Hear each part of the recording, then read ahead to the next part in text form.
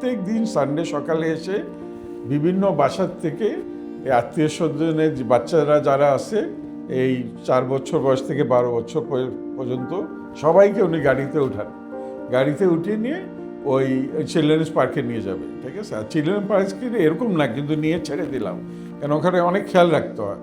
নিজে এরা ঝগড়া করছে, আবার এই দৌড়াদৌড়ি করে কেউ হাত পা ভাঙছে নাকি দোলনা টোলনায় উঠে।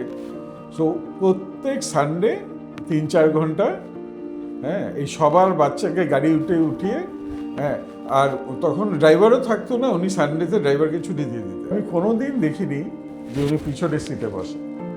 তো ওনাকে অনেকে প্রশ্ন করেছে যে কেন আপনি পাশে বসেন, হ্যাঁ, বরং আমি উনি পাল্টা প্রশ্ন করতো যে আপনি যে পিছনে বসেন ড্রাইভারে, তো লাভটা কি?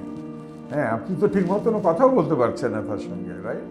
সো এইটা একটা ছোট জিনিস, কিন্তু এইটা দিয়ে কিন্তু একটা মানুষের ভ্যালু সম্বন্ধে অনেক কিছু বলে দেবে, রাইট?